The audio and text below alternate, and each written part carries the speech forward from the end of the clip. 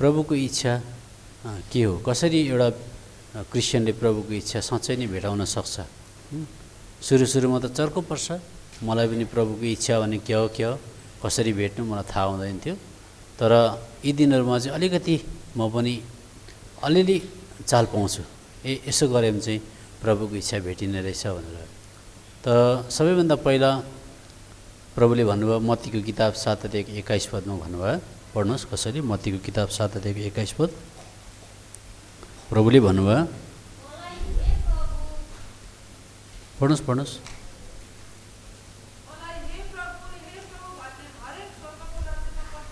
प्रश्नै छैन, प्रश्नै छ। त्यसले गर्दा पिताको इच्छा पालन गर्छ भनेर यहाँ प्रभुले यो पनि भन्नुभयो, त्यो दिन धेरैजना आउनेछन् अनि भन्नेछन् हे प्रभु भनेर, तर म तिनीहरूलाई चिन्दिनँ भन्छु भनेर भन्नुभयो। त्यहाँ पनि प्रभु यीशु मसीहले इच्छाको बारेमा बताउनु भयो। हेर्नुहोस् है, त प्रभुले नि पहिला कुरा बताइहाल्नु भयो, मेरो पिताको इच्छा भन्नुभयो। अब मत्तीको किताब 12:50 जाँदाखेरि उहाँले फेरि दोहोऱ्याएर भन्नुभयो,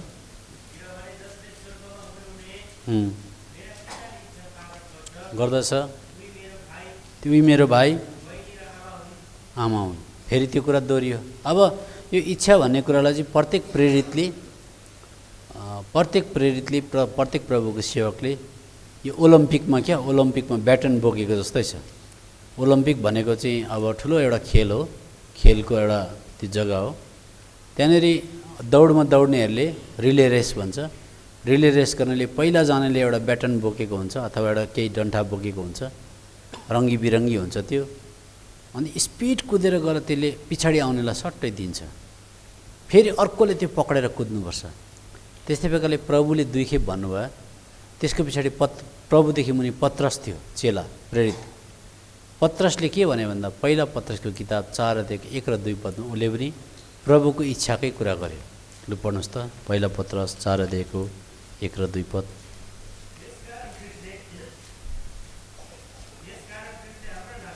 यसकारण ख्रीष्टले हाम्रा लागि हुनाले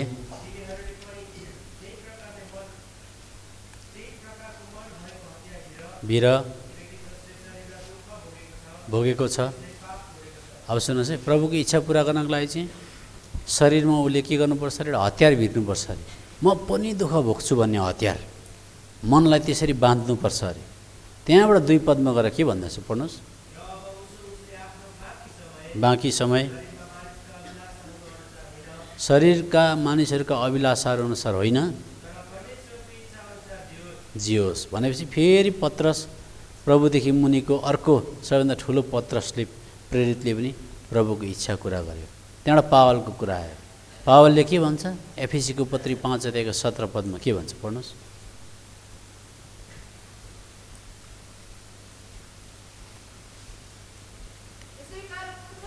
मूर्ख नहो,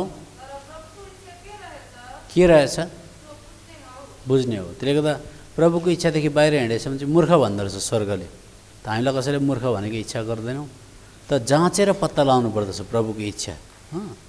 अब कलसीको किताब 1:9 त्यति बेलाको मण्डलीमा आज कलसीमा भएका विश्वासीहरूलाई पावलले यस प्रकारले लेखे। कलसीको किताब 1:9 पढ्नुहोस् त। यही कारणले पनि यो कुरा सुनेको दिनदेखि तिमीहरूलाई प्रार्थना गर्न र सारा बुद्धि उहाँको इच्छा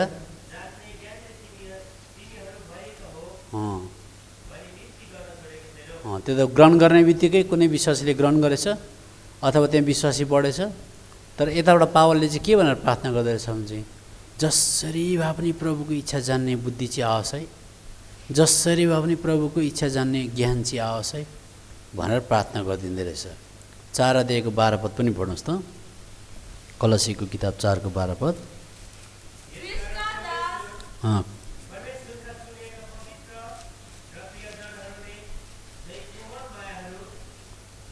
तपाईँले कलसी 4:12 पनि ख्रीष्टका दास इपाफ्रासले पनि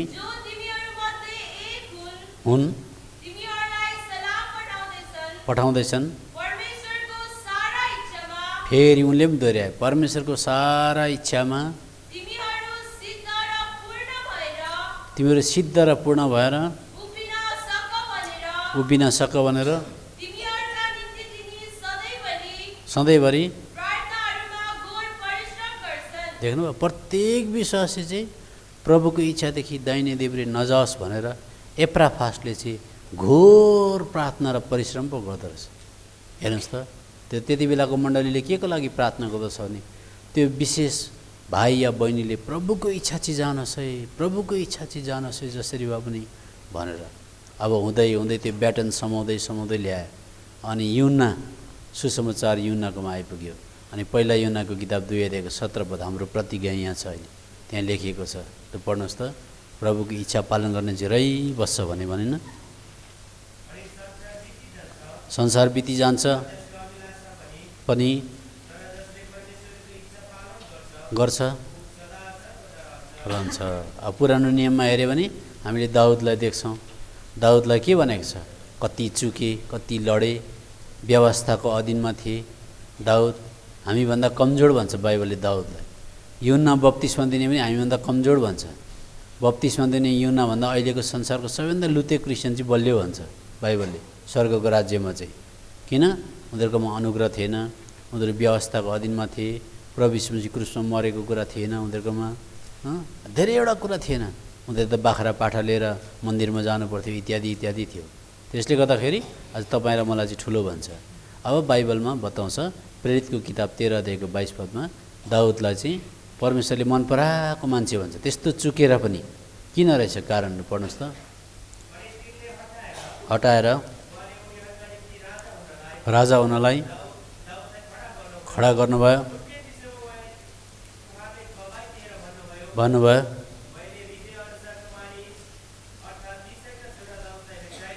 भेटाएको छु। देख्नुभयो, उसलाई चाहिँ ऊ कति चुक्यो ऊ, तर उसको एउटा मनसाय के थियो? भजनको किताब 40 अध्यायको 8 पदमा भन्छ, म चाहिँ प्रभुको इच्छा गर्न पाए हुन्थ्यो। प्रभुको इच्छा, त्यसले त प्रभुको इच्छा सम्पूर्ण हृदयले गर्ने इच्छा हुँदा कति चुक्यो, गिर्यो, तर पनि प्रभुले उठाएकै गर्नुभयो। ल पढ्नुहोस् भजनको किताब। प्रसन्न छु। त्यो दाउदले तपाईँको इच्छा पुरा गर्नलाई चाहिँ म प्रसन्न छु भन्छ। हाम्रो पनि त्यस्तो भोक प्यास हुनुपर्छ। अब प्रभुकै बारेमा हेऱ्यो भने बाइबलले यसो भन्छ, हामी सबैलाई भन्छ, प्रभु यीशु मसीह जुन जसरी हिँड्नु भयो, अघि पनि हामीले पढ्यौँ नि, त्यसरी हिँडाए भनेर पहिला युहन्ना 2 अध्यायको 6 पदमा लेखेको छ हामीलाई चाहिँ। अब प्रभु यीशु मसीह कसरी हिँड्नुहुन्थ्यो? पहिला युहन्नाको किताब 2 अध्यायको 6 पद पढ्नुहोस् कसैले। जुनै पनि मान्छेले म क्रिस्चियन हुँ, जिजस क्राइस्ट भित्र छु हिँड्नुहुन्थ्यो, हिँड्नुपर्छ। अब उहाँ कसरी हिँड्नुभयो भन्दा अघि हामीले पढ्यौँ नि 6 अध्याय युहन्नाको किताब 38 पद। उहाँले के भन्नुहुन्थ्यो? हे मेरा पिता, मेरो इच्छा होइन, मेरो इच्छा होइन, तपाईँको इच्छा। पढ्नुहोस् त युहन्ना 6:38 पद। किनभने होइन,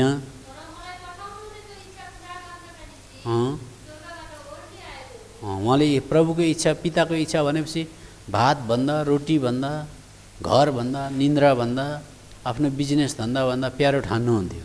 युहन्नाको किताब 4 अध्यायको 34 पद पढ्नुहोस्। उहाँले के भन्नुभयो? रोटी खाएको छैन, भोकै छ, बसेकै छ, एउटा कुवामा बसेकै छ। चेलाहरू रोटी लिएर आए, प्रभुले रोटी खाएको छैन, कति रिङ्गडा लागिसक्यो, अहिले यस्तो भन्नु पऱ्यो भने चाहिँ पेटमा मुसा कुदिसक्यो। तर उहाँले के भन्नुभयो? 4को 34 पदमा पढ्नुहोस्। भन्नुभयो,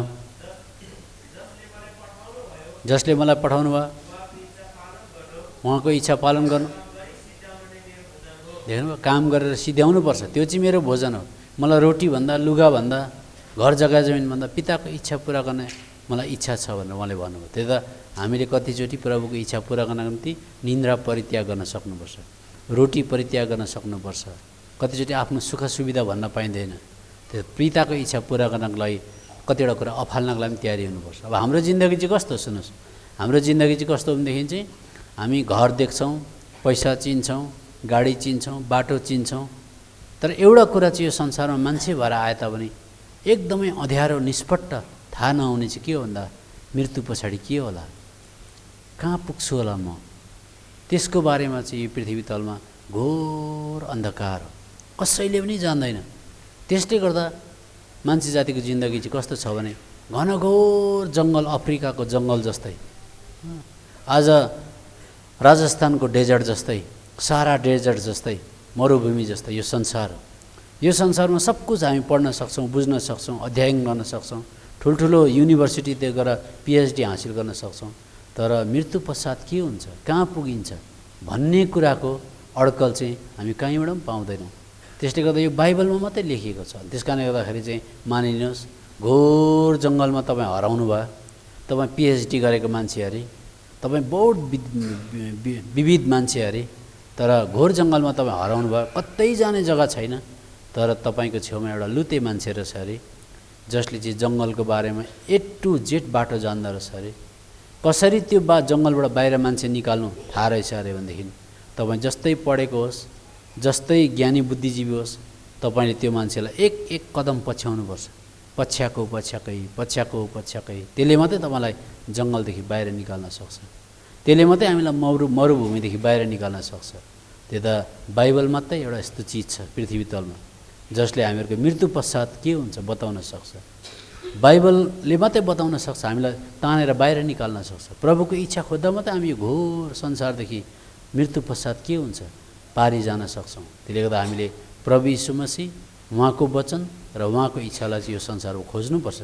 नभए हामीले अन्यलतामा अथवा हामीले एक प्रकारले लखानामा हामी जिन्दगी बिताइरहेका हुन्छौँ। त्यही त हामीलाई प्रभुले सहायता गरेका हुन्। यो संसाररूपी घोर जङ्गलमा, मरुभूमि जस्तो जग्गामा आज हामी प्रभुलाई पक्रियौँ, प्रभुका वचनलाई पक्रियौँ, प्रभुको इच्छालाई हामी खोज्ने हौँ।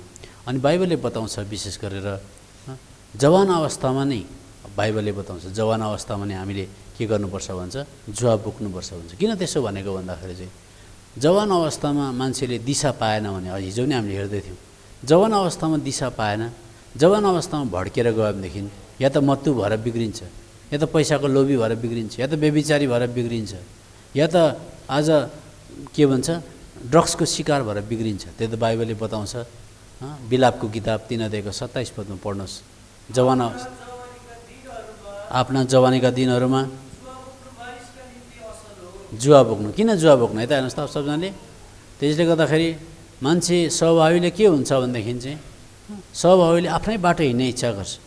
तपाईँले घरमा गोरु पाल्नुहोस्, बाछा हुर्काउनुहोस्, बढाउनुहोस्, घाँस हालेर, त्यो बहर गोरुलाई तपाईँले खालि दुधै दिएर मात्रै, घाँसै दिएर मात्रै राख्नुहोस्, त्यो के हुन्छ? त्यो अब हाम्रो उता इन्डियातिर हो भनेदेखि त त्यो तरकारी मात्रै हो। अब यता त तपाईँहरूले खानु हुँदैन होइन, त्यसले गर्दा उता चाहिँ तरकारी। अब के हुन्छ, त्यो गोरु बढेर जान्छ, तर त्यसलाई के गर्नुपर्छ, नार्नुपर्छ। नार्नु पर्दा त्यसलाई दाउनु पर्दाखेरि जुवा हाल्नुपर्छ। जुवा हालिदिँदा त सिनियर गोरु ल्याउनुपर्छ। सिनियर गोरुको मुनि त्यसले टाउको निहुराउन माग्दैन। त्यसलाई मालिकले बाउ र छोरा भएर सिङ पक्रेर त्यसलाई जबरजस्ती जुवाभित्र हाल्छ। हालिसकेपछि त्यहाँदेखि त्यसलाई बिस्तारै पुँडे माले भन्दै लान्छ। अन्त त्यहाँदेखि मानेन भने सडैमै पछाडि हिर्काउँछ। त्यो त कान्ला मुनि बटारेर जुवा चुँडाएर जाला जस्तो गर्छ। तर 15 दिनसम्म कुटाइ खाइसकेपछि त्यो पनि सिनियर गोरुको छेउमा एकदमै हिँड्ने हुन्छ, यसरी हिँड्ने हुन्छ। त्यसलाई चाहिँ जबरजस्ती जुवा लाउनुपर्छ। के बताउँछ, हामी भड्केर जान सक्छौँ। सिनियर गोरुको अधीनमा आइसकेपछि सिनियर गोरुले इङ्ग्लिसमा भन्नु पऱ्यो भने चाहिँ don't go ahead, don't lag behind, don't weird of, यताउता नजा। त्यो गोरु इङ्ग्लिस बोल्ने हो भने त्यसो भन्छ। त्यहाँ ठिकै प्रकारले यसरी हिँड्न थाल्छ। अनि पछाडि त टक्कै बदमास नगरिकन जुवा बोकेरै खोले खाने, जुवा बोकेरै घाँस खाने हुन्छ। अनि मालिकको भाषा बुझ्न थाल्छ। हो र भन्दा सट्टै टर्निङ काट्छ। त्यस्तो। त्यसले गर्दा एउटा गोरुको बारेमा आज हामी त्यसरी पाउँछौँ। अनि प्रभु यीशु मसीहले भन्नुभयो संसारको गोरुलाई चाहिँ जबरजस्ती जुवा हाल्नुपर्छ। तर प्रभुले चाहिँ यसो भन्नुभयो, तिमीहरू म कहाँ आऊ, इच्छा छ भने, यदि चाहन्छौ भने मेरो जुवा बोक न भनेको छ। कर लगाएको छैन कसैलाई पनि। यो कुरा मत्तीको किताब 11 अध्यायको 28 र 29 पदमा पाइन्छ। 29 र 30 पद पढ्नुहोस्। राख, सिक, दिन्छु, पाउनेछौ। देख्नुभयो, त्यसले त मेरो जुवा राख भनेर भन्नुभयो, तर राख्नै पर्छ भनेर चाहिँ भन्नु भएन। इन्भिटेसन दिनुभयो, उहाँले निमन्त्रणा दिनुभयो। त यो अहिले हलमा हामी जति छौँ, म पनि हामीलाई प्रभुले इन्भिटेसन दिएको, निमन्त्रणा दिएको। मेरो जुवामुनि पस्न चाहन्छौ, म पनि तिमीलाई आत्मिकी बाटोमा हिँडाउन सक्छु। म सँगसँगै नारिन चाहन्छौ, म तिमीलाई सबै कुरा सिकाउँछु। त्यसो गर्दा तिमी इच्छादेखि बाहिर जाँदैनौ। म त जता जता जान्छु त्यतै जाने हुन्छौ, जता म फर्किन्छु त्यतै फर्किने हुन्छौ। मेरो जुवामुनि आऊ भन्न चाहेको। त्यो त साथ हिँड्नुको कुरा चाहिँ त्यो हो। त्यो त पृथ्वी तलमा हामी पाउँछौँ। उत्पत्तिको किताब 5 अध्यायको 22 पदमा हनोकले साथ हिँडे, त्यो जुवामुनि हिँडे, प्रभुको जुवामुनि, प्रभुलाई खुसी तुल्याए। लु पढ्नुहोस् त, उत्पत्तिको किताब 5 अध्यायको 22 पद।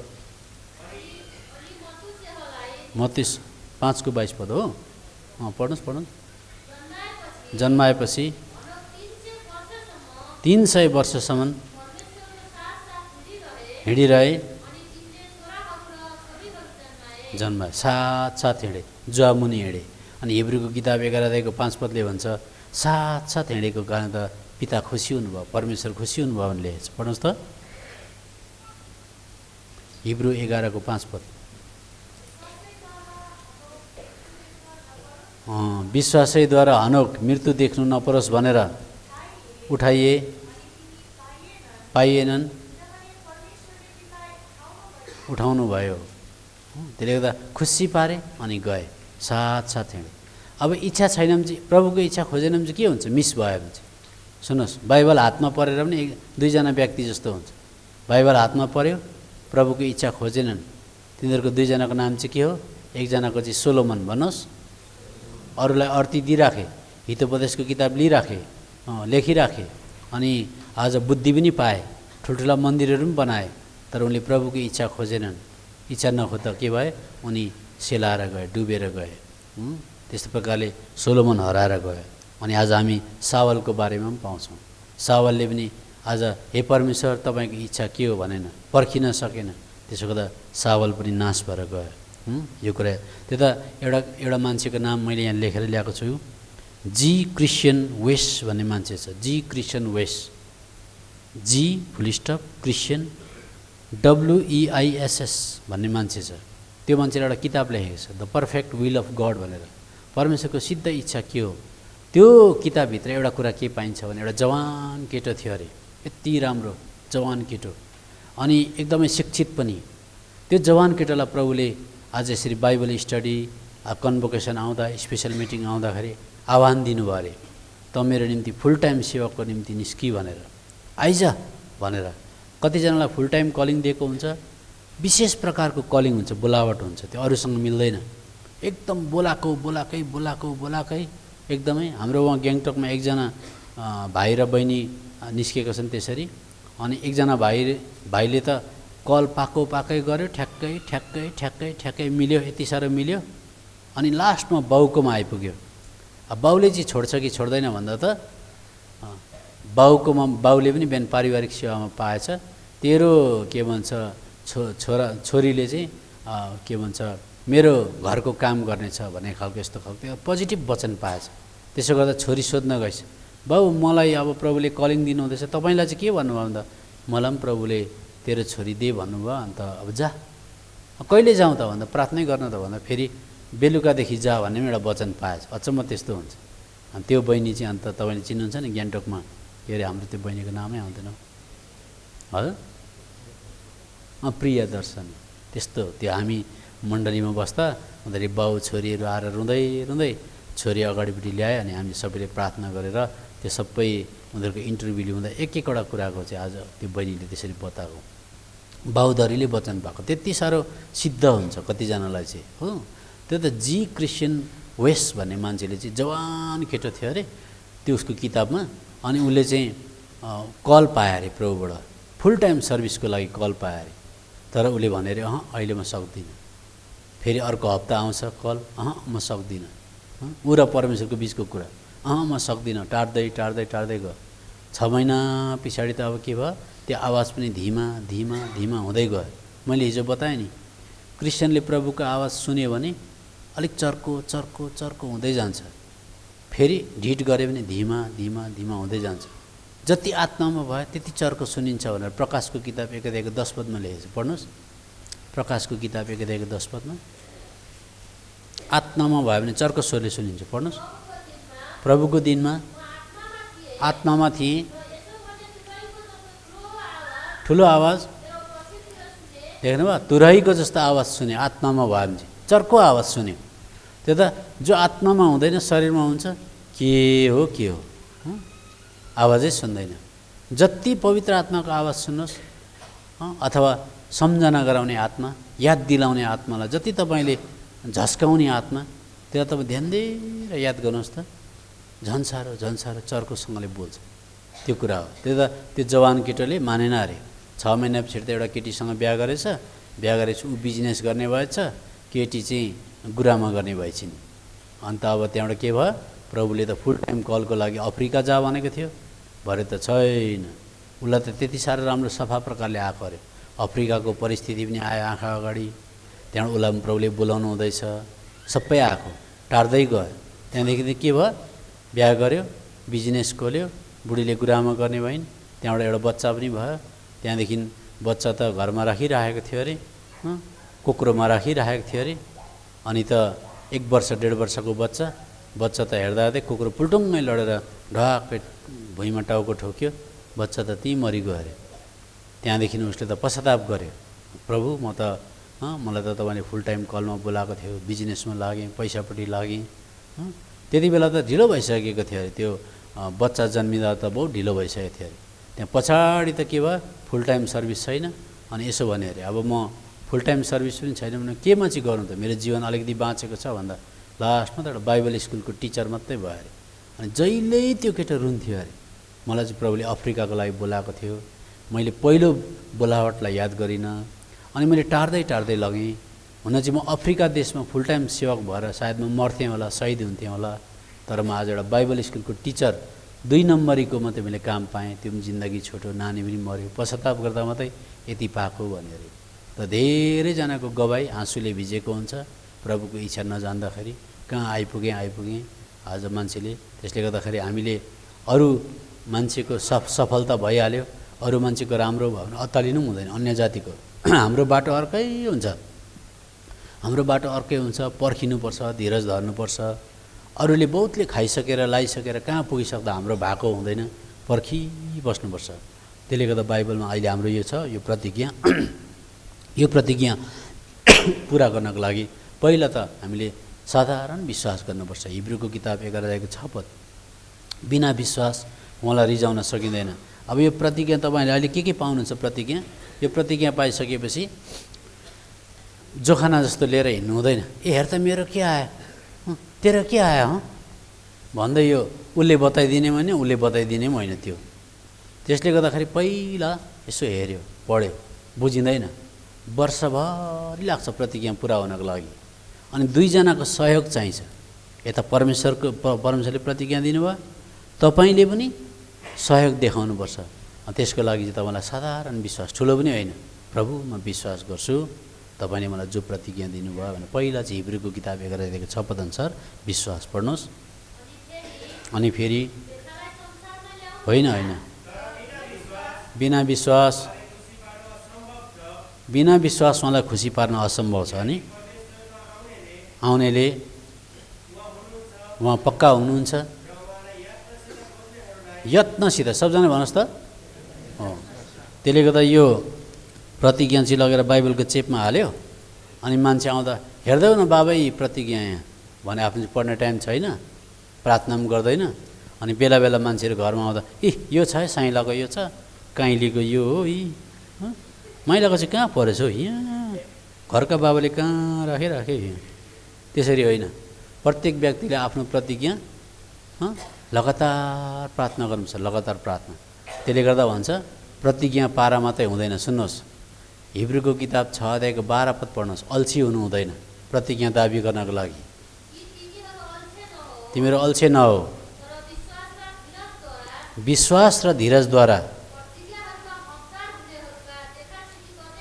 देख्नुभयो?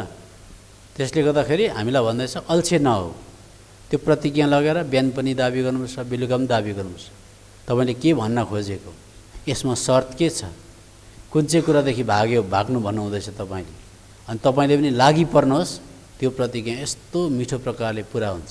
अघि तपाईँहरू कतिजनाको प्रार्थना परमेश्वरले पनि सुन्नुभयो, मैले पनि यता आवाज आएकोले गर्दा यता पनि सुने अलिअलि। क्या त के भन्नुहुँदै थियो कतिजना? तपाईँले त दिनुभयो नि प्रतिज्ञा, मेरोबाट चाहिँ भएन अय्या अय्या भन्दै थियो कतिजनाले। यताबाट भएन अरे। त्यो त याद गर्नुहोस्, प्रतिज्ञा दोहोरो पुरा हुनुपर्छ। परमेश्वरले प्रस्थानको किताब 3 अध्यायको 17 पदमा प्रतिज्ञा गरेको थियो इजरायललाई, म तिमीहरूलाई निकाल्छु, हिँडाउँछु, पुर्याउँछु भनेर 3वटा शर्त थियो। पढ्नुहोस् त प्रस्थानको किताब 3 अध्यायको 17 पद। भनेको छु निकालेर पहिला त्यहाँबाट कनानी, हित्ती, एमोरी, परिजी अर्थात् पुर्याउँछु। प्रतिज्ञा त दिएको थियो, तर खुदा दिएको खटिया उपर हुँदैन। प्रतिज्ञा चाहिँ प्रभुले दिनुभयो, तर त्यो प्रतिज्ञा पुरा भएन। सुन्नुहोस्, के परमेश्वर लुते भएर हो? होइन। सहयोग पुर्याउनेले सहयोग पुर्याएनन्। एक हातले मात्रै ताली बज्दैन। परमेश्वरले निकाल्छु, पुर्याउँछु भन्नुभएको थियो, तर पुग्नै पाएनन्। बाटैमा ब्याग बोकेर बलुवामा मरिरहेको छन्। के भयो भन्दाखेरि त सहयोग पुर्याएनन्। त्यसले गर्दा प्रतिज्ञा पुरा हुनको लागि अल्छे हुनु हुँदैन, दाबी गरिबस्नु। साधारण विश्वासले प्रभु तपाईँ हुनुहुन्छ, यस्तो प्रतिज्ञा दिनुभयो, म त प्रार्थना गर्छु, पुरा गरिदिनुहोस्। कसो गर्दा चाहिँ पुरा हुन्छ? बिहानै बेलुकै प्रार्थना गरिबस्नुहोस्, बिस्तारै त्यो समय आउँछ, अनि त्यो के हुन्छ? पुरा हुन्छ। त्यसले गर्दा त्यो कुरा हामीले याद गर्नु पर्यो। अब अर्को कुरा, भजनको किताब 37 अध्यायको 5 र 6 पद, 5 र 7 पद पढिदिनुहोस् त। आफ्ना मार्गको चिन्ता सुम्प, भरोसा पनि राख, पुर्याउनु हुनेछ। 7 पद, अडेसै र बस्नुपर्छ। अनि धीरजसँग उहाँको बाटो हेर।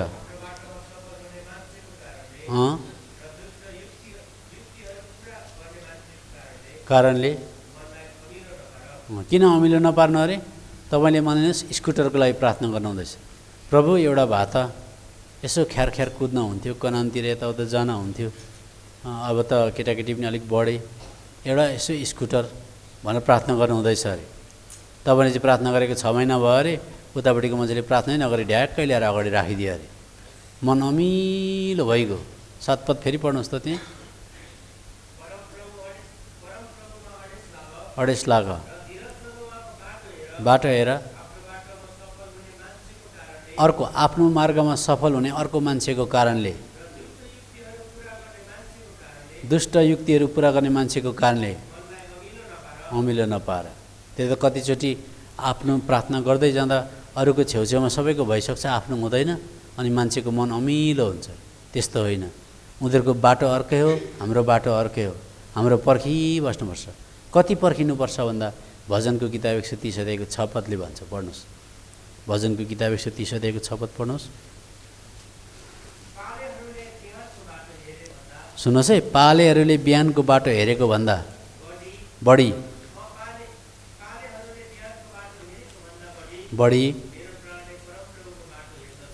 पाले भने के हो? सेक्युरिटी गार्ड जस्तै पाले। अब राति 10 बजी पालेले बाटो हेरेको, आधी घन्टा जस्तो बाटो हेर्ने बित्तिकै उज्यालो आइहाल्छ भन्नु सबजनाले। कति बजी? 10 बजी पर्खेको, 11, 12, 1, 2, 3, 4, झन् अन्धकार, झन् बाक्लो अँध्यारो। पर्खिँदा त्यो अँध्यारोसँग तुलना के पर्खिँदैछ? उज्यालो पर्खिँदैछ। यति साह्रो अँध्यारो, त्यो निष्पट्ट अँध्यारोमा पनि आज के गर्छ? पर्खेकै। के पर्खेको भन्दा बिहान उज्यालो हुन्छ भने 6-7 घन्टा पर्खिँदाखेरि मात्रै उज्यालो हुन्छ। त्यस्तै प्रकारले हामीले परमेश्वरलाई कसरी विश्वास गर्नुपर्छ? कतिचोटि हामी अन्धकारपूर्ण समयबाट जान्छौँ, कतैबाट केही सहायता आउँदैन, वचन पनि पाइँदैन, शान्ति पनि हुँदैन हृदयमा। मानौ म अन्धकारमा हिँड्दैछु, म कहाँ छु प्रभु देखाइदिनुहोस् न भने जस्तो लाग्छ। कुनै विश्वासीले आएर म एक्ज्याक्टली अहिले कहाँ छु, कुन चाहिँ लोकेसनमा छु देखाइदियोस् न भने जस्तो पनि लाग्छ कतिचोटि। त्यस्तो प्रकारको अन्धकारपूर्ण। तर एउटा मान्छेले यसो भनेको छ, कुनै पनि मान्छेले तिमीलाई दिउँसो 100 रुपियाँको नोट देखाए अरे, ठक्कै 100 रुपियाँको नोट हेर त, इन्डियामा हो भने महात्मा गान्धीको छाप छ, यतापट्टि के जौसौ पाकेको पनि छ, लु गोजीमा हाल भन्यो। अब गयो त्यो मान्छे, अनि घोर 12 बजी राति पनि दिउँसो हेरेको हिसाबले राति छ भन्दै बस्नुपर्छ पर्दैन? छ यहाँ छ, यो नोटै हो, दिउँसो देखेको थिएँ। दिउँसो देखेको कारणले गर्दा राति त्यो नोटलाई विश्वास गर्न कर लाग्छ। त्यस्तै प्रकारले प्रभुले हामीलाई अरू समयमा राम्रोसँगले डोर्याएको, अरू समयमा हामीलाई प्रभुले प्रतिज्ञा दिएको हिसाबले हामीले कोही बेला प्रतिज्ञा नपाइ बस्दा, दुःखबाट जाँदा, अन्धकारपूर्ण बाटोबाट जाँदा पनि छ उज्यालो हुन्छ भन्दै पर्खे 10 बजीदेखि पर्खेको 7 घन्टा पर्खिनुपर्छ। त्यति बेला चाहिँ पालेले हतार किन उज्यालो भएन 11 बजी भन्दा कहिले रिसाउँदा पनि हुँदैन, कराउँदा पनि हुँदैन। 11 बजी कहाँ उज्यालो हुन्छ? 1 बजी 4 बजीदेखि मात्रै कोखरी कहाँ गर्छ, अनि कति लामो पर्खिनुपर्छ। किन बाइबलमा त्यस्तो लेखेको छ। यशाया किताब 28 अध्यायको 16 पद पढ्नुहोस्। प्रभु यीशु मसीहलाई विश्वास गर्ने मान्छेले चाहिँ हतार गर्नु हुँदैन। यहाँनिर हाम्रो के भन्छ, मलाई मन पर्यो क्या, ब्रदर हाम्रो रुफस र बहिनी रिता बहिनीको बिहा मङ्गनी गरेर 2 वर्ष पर्खे अरे उनीहरूले। 2 वर्षमा ब्रदर रुफसले कति धेरै प्रार्थना गर्नुभयो होला, बहिनी रिताले कति धेरै प्रार्थना गर्नुभयो होला, कति आक्रमणहरू आयो होला। 2 वर्ष पर्खिनु यहाँ हो मङ्गनी गरेर, पर्खिँदा कति किसिमको सपना देख्यो होला ब्रदर रुफसले, बहिनीले पनि कति किसिमको सपना देख्नुभयो होला। पर्खिँदा हतार नगरी 2 वर्ष पछाडि बिहा भयो। कस्तो राम्रो कुरा, त्यसलाई भन्छ धीरज, त्यसलाई भन्छ पर्खिने। कुनै पनि क्रिस्चियनले तातो केक खाएको जस्तो गरे पनि त्यसले बाटो बिराउँछ, याद गर्नुहोस्। कहिले पनि तातो केक खाएको जस्तो, तातो आलु खाएको जस्तो गर्नु हुँदैन। बिस्तारी पर्खिने। अहिलेदेखि जवानहरूले बिस्तारी पर्खेर डायरीमा लेख्नुपर्छ, यति तारिखदेखि प्रार्थना गर्न थालेको, मलाई वचन दिनुहोस्। अहिलेदेखि भविष्यको लागि प्रार्थना गर्नुपर्छ, सबै कुराको लागि। त्यसो गर्दा चाहिँ हामीलाई प्रभुले बिस्तारी अगुवाई गर्दै लानुहुन्छ। प्रार्थना गर्न हरेस खानु हुँदैन। यशाया 28 अध्यायको 16 पद पढ्नुहोस्। यसकारण यसो भन्नुहुन्छ, हेर ढुङ्गो अनि बसाल्नेछु गर्छ। हो, हतार गर्नेले चाहिँ मण्डलीको एल्डरहरूलाई पनि पिरोल्छ। अहिले फास्ट फुड जस्तो लेक्कीले प्रार्थना गर्ने बित्तिकै किन निस्केन यहाँ भन्ला जस्तो, जादु होइन, बिस्तारी उहाँको घडी अनुसार चल्नु पर्यो। यशाया 64 अध्यायको 4 पद पनि पढ्नुहोस्।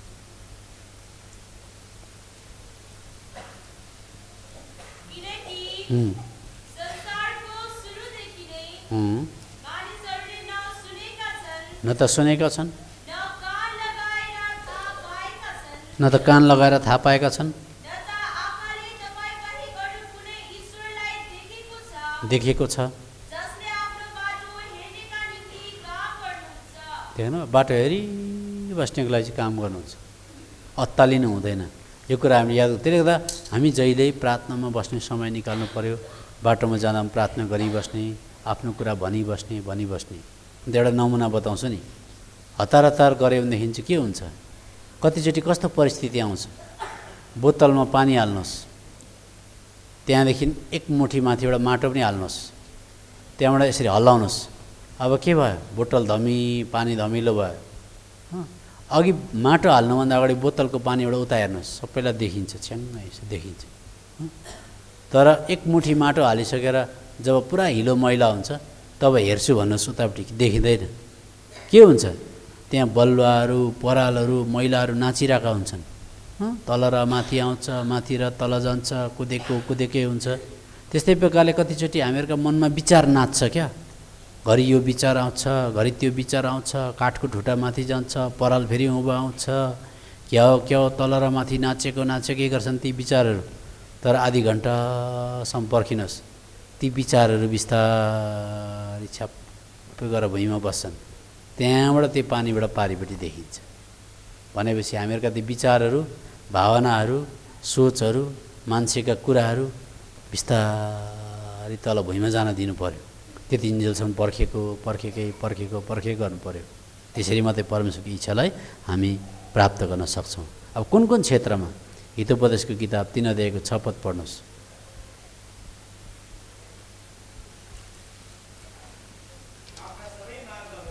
कतिवटा मार्गमा? सबै मार्गहरूमा भन्नुहोस्। मान। प्रभुको इच्छा खोज्न सजिलो छ एक प्रकारले हेऱ्यो भने। कसरी? सुन्नुहोस्, बिहान उठेर भन्नुपर्छ, प्रभु नानीको टिफिन बक्स पनि हाल्नु छ, कसिङ्गर पनि लाउनु छ, अनि चामल पनि ल्याउनु थियो, सब्जी पनि ल्याउनु थियो, लुगा धुनु पनि छ, बुढा पनि कहाँ गयो होलान्, अब फिस पनि तिर्नु थियो। यसरी प्रार्थना गर्नुपर्छ। त्यहाँदेखि एबिसिडी सबै एकैताल झोलाभरिको सबै भनिदिनुपर्छ प्रभुलाई। अब किनभने प्रभुलाई थाहा छ यसको टाइम छैन भनेर। सबै मार्ग आज भुँडी पनि अलिक कटक कटक दुखे जस्तो हुँदैछ प्रभु मलाई, यसरी सबै विषय के छ ठ्याक ठ्याक ठ्याक ठ्याक ठ्याक्कै भनिदियो। हे प्रभु तपाईँको इच्छा होस् जहाँसम्म भनेर प्रार्थना गर्नुहोस् त। भरे तपाईँ दिनको अन्तमा सबै कुरामा एक्नोलेज गर्नुहोस्। दिनको अन्तमा कहाँ सब्जी किन्नु पर्थ्यो, सब्जी पनि ठ्याक्कै दोकान अगाडि ठ्याक्कै आइपुग्छ। नानीको फिस तिर्ने समय पनि ट्याक्कै प्रभुले मिलाइदिनुहुन्छ। भुँडी दुखेको पनि आफै अटोमेटिकली ठिक भएर जान्छ। अनि सबै कुरा ट्याक ट्याक ट्याक ट्याक ट्याक मिलेर आउँछ। तर बिहान प्रार्थना गरेको छैन, सबै विषयमा र कुद्यो भनेदेखि चाहिँ आमामा त्यो मान्छेले सर्कस देखाएको जस्तो स्कुटर कुदाइदिन्छ। त्यहाँ घरमा आउँदा खोइ सब्जी, अन्त बिहान तिमीले भन्नुपर्छ नि त झोलासोला छैन अब यहाँनिर। त्यो किन? सबै विषयमा प्रभुलाई बताएन बिहान, सबै विषयमा भनिरहनुपर्छ हाम्रो बाउ हो। अनि सबै विषयमा एक्नोलेज मात्रै गऱ्यो भने, स्वीकृति मात्रै जनाएर भने मात्रै भने मैले बाटाहरू सिधा बनाइदिनु बिस्तारै। हितोपदेशको किताब 4 अध्यायको 12 पद पढ्नुहोस्। हितोपदेश। तिमी हिँड्दा तिम्रा पाइलाहरू साँगुरिने छैनन्, दगुर्दा तिमीले ठेस खाने छैनौ। अनि अर्को कुरा चाहिँ प्रभुको इच्छा खोज्ने भने चाहिँ हाम्रो सम्पूर्ण शरीरलाई म तपाईँको वेदीमा जहिले राख्छु, मलाई अनुचित काम गर्नदेखि बचाउनुहोस्, मेरो शरीर तपाईँको मन्दिर हो, म सुम्पिँदैछु प्रभु भनेर रोमीको किताब 12 अध्यायको 1 पद अनुसार हाम्रो शरीरलाई पनि सुम्पिराख्नुपर्छ। यो पनि कुरा हो, पढिदिनुहोस् त।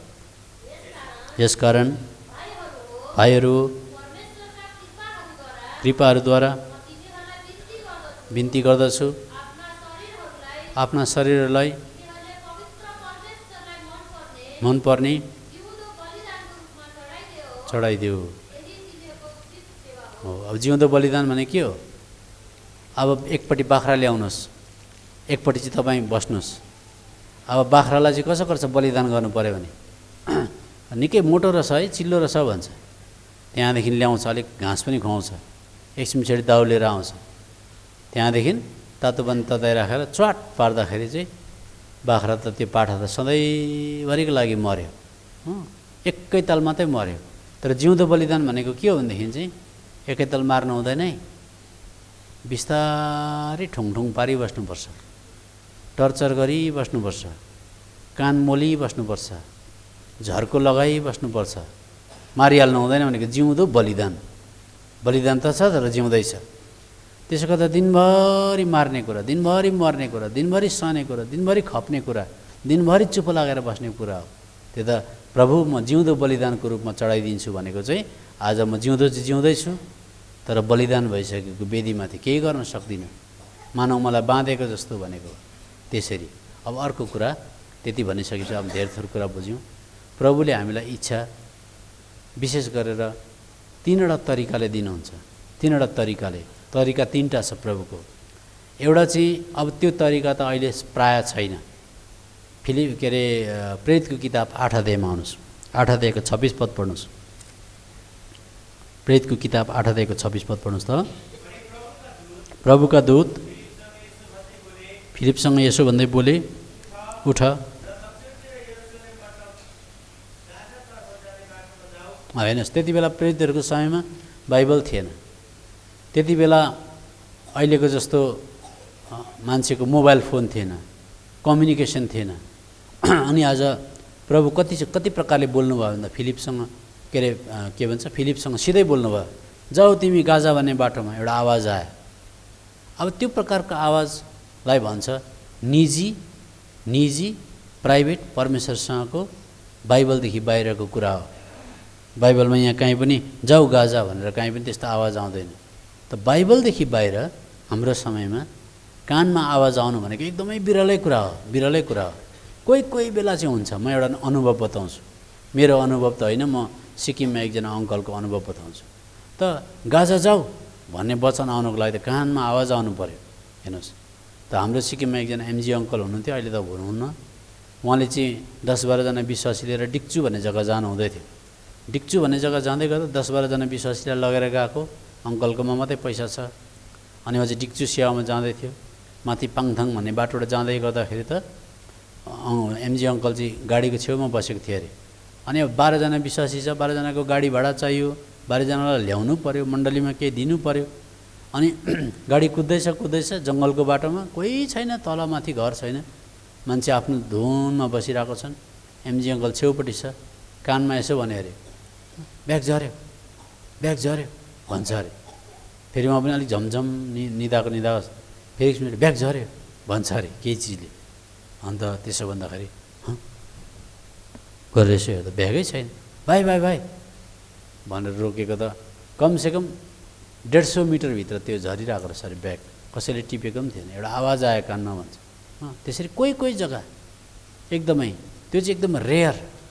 त्यसले गर्दा त्यति बेला प्रेरितहरूको समयमा फिलिपलाई प्रभुले गाजामा जाऊ भन्ने बित्तिकै फिलिप गयो।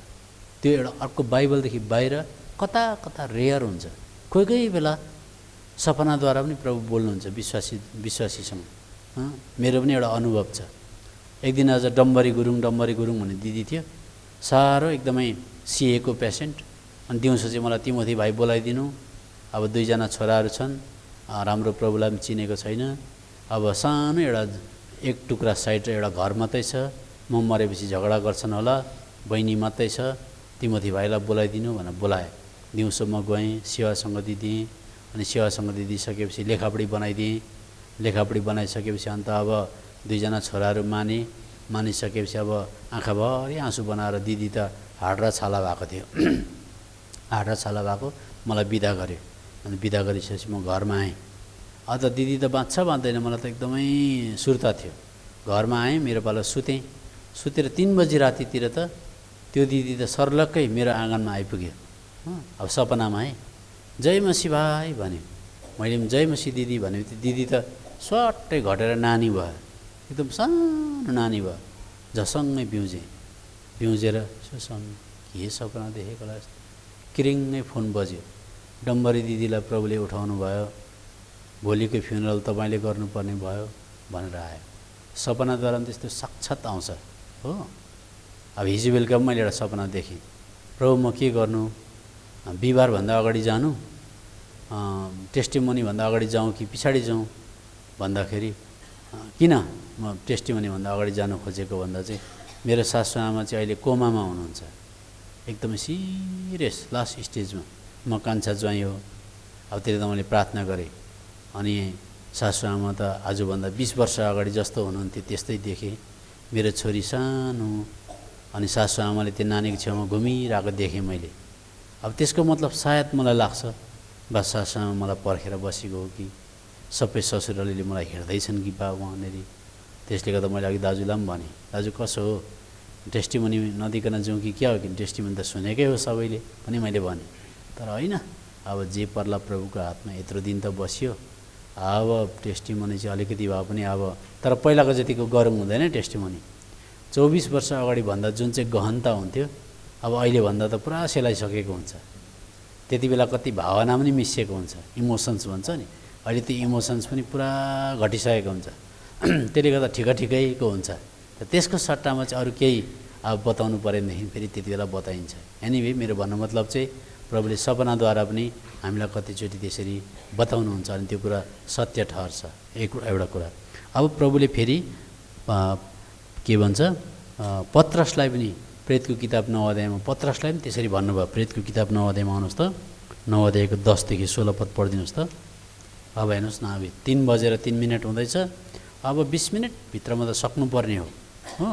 लु पढ्नुहोस् त। अनि दमस्कसमा हननिया नाम भएका कुनै एकजना चेला थिए। अनि प्रभुले तिनलाई दर्शनमा भन्नुभयो, हे हननिया, र तिनले भने हेर्नुहोस् प्रभु म यहाँ छु। म यहाँ छु अनि प्रभुले तिनलाई भन्नुभयो, भन्नुभयो, उठ उठ र सिधा भनिने सडकमा जाऊ। जाऊ। अनि यहुदाको घरमा साउल नाम भएको ए अननियालाई भनेको रहेछ। अनि पढ्नुहोस्। टार्ससको एकजना मानिसको विषयमा सोधपुछ गर।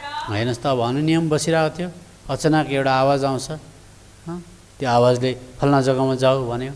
अचम्म, अहिले त त्यस्तो हुँदैन। पत्रसलाई पनि आयो, तिमी कर्नेलियसको घरमा जाऊ भनेर, अहिले त्यस्तो हुँदैन। फेरि पावललाई दर्शनमा आयो, तिमी मेसेडोनियामा जाऊ भनेर, अहिले त त्यस्तो हुँदैन, इत्यादि इत्यादि त्यस्तो हुन्थ्यो। अहिले प्रायः त्यस्तो हुँदैन, एकदमै रेयर केस हुन्छ। तर कतिचोटि अघि हामीले हेऱ्यौँ, धन्यवाद दिन सक्यो भनेदेखि चाहिँ, सबै कुरामा धन्यवाद दिन सक्यो भनेदेखि चाहिँ प्रभुले भलाइ उत्पन्न हुन्छ भनेको छ। त कतिचोटि चाहिँ प्रभुले के गर्नुहुन्छ भनेदेखि चाहिँ परिस्थिति पनि आउन दिनुहुन्छ ताकि उहाँको इच्छा पुरा होस् भनेर। प्रेरितको किताब 8 अध्यायको 1 पद पढ्नुहोस् त। अनि साउलले होइन, प्रेरितको हो, ठिकै हो पनि पढ। अनि साउलले तिनको हत्यामा सहमति दिइरहेका थिए। अनि त्यस समयमा यरुशलेममा भएको बन्दनीको विरोधमा एउटा ठुलो सतावट परिआयो। अनि प्रेरितहरू बाहेक तिनीहरू सबै यहुदिया र सामरियाका इलाकाहरूभरि सडपुष्ट भए। देख्नुभयो, सतावट आयो। प्रभुले सतावट रोक्न सक्नुहुन्थ्यो नि। सुन्नुहोस् है, कठैभरि मेरो छोराछोरीहरू कसैको ढाडमा पनि डन्ठा नपरोस्, कसैले पनि थप्पड नखाओस्, बिचरा सबैको घरमा मसिनो नानीहरू छन् भन्नुपर्ने नि। प्रभुले सतावट आउन दिनुभयो, अनुमति दिनुभयो। अब एउटा नमुना बताउँछु, अब सक्न लागिहालेँ मैले। भकारीभरि धान राख्यो अरे, अनि धानलाई प्रार्थना गरे अरे, योपालि 1 भकारी छ हजुर, 10 भकारी होस् अर्को पालि भन्यो अरे। भकारीपट्टि फर्केर है, फेरि भकारीभरि धान छ, बिहान बुढाबुढी उठ्छन्, योपालि 1 भकारी छ, अर्को पालि 10 भकारी होस्। फास्टिङै प्रेयर बस्यो भने 10 भकारी हुन्छ कि घट्छ भन्नु सबजनाले? भकारीको धानलाई बढाउनको लागि चाहिँ छर्नुपर्छ, पर्दैन? हो, त्यस्तै प्रकारले परमेश्वरले विचार गर्नुभयो, यो छोराछोरीलाई एक जग्गा राखेर त हुँदैन, अलिक मान्छेले डन्ठा लगाओस् कि क्या हो भनेर चाहिँ सतावट आयो मण्डलीमा। अनि सतावट आएपछि त सबजना छरपष्ट भएर छरिए। भरे त के भयो भन्दा 4 पदमा त जहाँ जहाँ छरिएर गए त्यहाँ त्यहाँ सुसमाचार सुनायो। भकारीको धान छरेको छरेन? छरेको पढ्नु त, त्यो त कतिचोटि सतावट पनि। यसकारण छरिएकाहरू प्रचार गर्दै जहाँ तहीँ गए। हो, अब 1-2वटा पढेर म बन्द गर्छु। त्यो 3 प्रकारले भनेको छु। एउटा चाहिँ परिस्थिति ल्याएर, अब म बन्द पनि गर्छु। सुन्नुहोस्, एउटा पढेर बन्द गर्छु, किनभनेदेखि चाहिँ यहाँ कहाँ पढ्न मन परेको भनेदेखि चाहिँ प्रेरितको किताब 11 अध्यायमा आउनुहोस्। 11 अध्यायको 28 पद पढ्नुहोस् न। अनि उठे, सारा संसारभरि दिए। अब सुन्नुहोस् ल, एकजना अगाबस भने उठे, अनि कहाँ उठेको भन्दा एन्टियोकमा। उनले अब के आयो उनलाई भित्र, उनले यसो भने, सारा संसारभरि अनिकाल पर्नेवाला छ भने। अब भन्ने बित्तिकै सारा संसारमा अनिकाल आयो। अब यो अनिकाललाई पनि प्रभुले उहाँको इच्छाभित्र ल्याउनुहुन्छ। हेर्नुहोस्, अघि प्रेरितहरू छरपष्ट भए, जता गए त्यतै वचन आज छरे, फेरि अनिकाल आयो। अब अनिकाल आएपछि प्रभुले धन्यवाद दिँदाखेरि धन्यवाद दिन सक्यो भने चाहिँ, अथवा यसलाई पनि स्वीकार्यो भनेदेखि चाहिँ, दुःख बिमारलाई पनि स्वीकार्यो भने चाहिँ राम्रै हुन्छ। फेरि याद गर्नुहोस्, अचम्म कुरा चाहिँ त्यो पो छ त। त्यसले गर्दा अब यहाँनिर अगाबसले त्यसो भने अनिकाल पर्छ भन्यो। भन्ने बित्तिकै चाहिँ के भयो भनेदेखि चाहिँ आज त्यो एन्टियोकदेखि विश्वासीहरू निस्केर गए। अब को गए भन्दा चाहिँ 29 पद पढ्दैछु। अब चेलाहरूले हरेकले आफ्नो औकात मुताबिक युदियामा बसेका भाइहरूका निम्ति सहायता पठाउने निर्णय गरे। यही तिनीहरूले गरेर बर्नबास र साउलको हातद्वारा त्यो प्राचीनहरू कहाँ पठाइए। अब अनिकाल पर्ने रहेछ, यरुशलेममा पनि भाइ बहिनी धेरै छन्, अलिकति चन्दा उठाउँ है भने। हेर्नुहोस्, अनिकाल नआएको भए चन्दा उठाउन थिएन। चन्दा नउठाउनदेखि अर्को मण्डलीले प्रेम जान्ने थिएन। हाम्रो सिक्किमकै एउटा घटना बताउँछु। चुङथाङ भन्ने जग्गामा भैँचालो आयो। भैँचालो आउनुभन्दा अगाडि सबैजना आफ्नै भात खाँदै थिए, दाल खाँदै थिए, मासु खाँदै थिए, घरमा बसिरहेको थिए, भजन गाउँदै थिए। तर भैँचालो आइसकेपछि उत्पात मच्यो। यहाँ तपाईँहरूको तपाईँहरूको भन्दा चाहिँ अलिक लुते लुते नै हो उता चाहिँ। यहाँको चाहिँ निकै बलियो हो। त्यसले गर्दा उहाँ चाहिँ के भयो, भैँचालो आयो चुङथाङ भन्ने जग्गामा, घरहरू सबै हेरिन सक्नु भए, विश्वासीहरू सबै बिल्डिङ मुनि कतिजना थिचे। अनि त्यस्तो हुँदाखेरि त के भयो, विशेष गरेर 2 जना विश्वासी त्यहाँ प्रभुमा सुते। अब के भयो, बाटो काटियो, यति ठुलो भिड, यस्तो खोला, हेर्दा हेर्दै 2-3 दिनमा त्यो चुङथाङ भन्ने सानो जग्गाको रासिन पानी सकिहाल्यो। आर्मीको हेलिकप्टरले ल्याएकोले पुग्नु छोड्यो। अब सबै विश्वासी डल्लो परेर बसेका छन् एक जग्गा रुँदै। एकजना विश्वासीको डेड बडी खोजेकै छन्, भेट्नु छैन। डोजर लगाएर खने विश्वासीको डेड बडी भेट्दैन। सबैजना थरथर कामे, चर्चको एल्डरदेखि लिएर गएर सबैजना कामे। अब छैन, सबै जग्गा एक जग्गा डल्लो पऱ्यो। त्यति बेला त्यो भैँचालोले के सिकायो भन्दा चाहिँ, कोही घमण्ड गर्न पनि भ्याएन, कसैलाई सेवा आइज पनि भन्नु परेन अरे। सब काम छोडेर स्पिड आउँदो रहेछ भैँचालो आएपछि सेवा फेरि मान्छे। त्यहाँदेखि सबैजना मिलेर बस्यो अरे, कसैले कम्ती बेसी भयो भने भनेनन् अरे। सबैजना यसरी के भन्छ, चरा एकै जग्गा थुप्रो लगाएर बसे जस्तो बस्यो अरे। अनि बसेर प्रार्थनै मात्रै गर्छन् अरे, रुन्छन् अरे, वचन पढ्छन् अरे, प्रार्थनै मात्रै गर्छन्।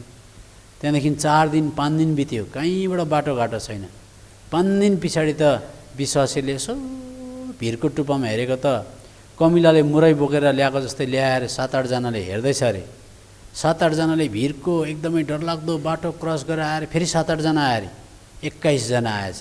कहाँबाट आएछ, डिक्चुबाट आएछ। डिक्चु भन्ने जग्गा सबले एल्डरदेखि लिएर गएर सबैले मने बोरामा भारी बोकेको छ अरे, टाउकोमा पनि बोकेको छ अरे। अनि जब त्यसरी आयो, त्यसले के ल्यायो, जब आइपुगे नि तिनीहरू धुरु अँगालो मारेर रोयो अरे तिनीहरू। हिजोसम्म आफ्नै घरमा सुतेर आज भुस घुर्दै बसेका थिए। तर त्यो भैँचालोले के ल्यायो, स्नेहता ल्यायो, प्रेम ल्यायो, आत्मीयता ल्यायो। यति साह्रो माया गर्दो रहेछ मेरो दाजुभाइले भन्ने भयो। चन्दा उठाउन सिके, अर्काको दुःखमा सहभागी हुन सिके। त्यस्तो खालको अनि त्यसले त के भयो, एकदमै उनीहरूको घनिष्ठता बढेर गयो। त यहाँ पनि यरुशलेममा अब अनिकाल आयो, सारा संसारमा अनिकाल पर्ने भयो। यरुशलेमका विश्वासीले चन्दा उठाए। बर्नबास र आज पावलले अब चन्दा लिएर जाने भए। जाँदाखेरि अब कहाँ गए, यरुशलेम गए 2 भाइ। अनिकाल नआएको भए 2 भाइ त्यता जाने थिएनन्।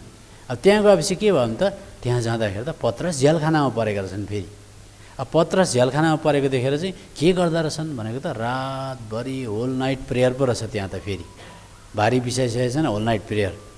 पत्रस झ्यालखानामा पऱ्यो भनेर। अनि पत्रस झ्यालखानामा परेको देखेर, होल नाइट प्रार्थना गरेको देखेर चन्दा पुर्याइराखेर उनीहरू फर्केर आए।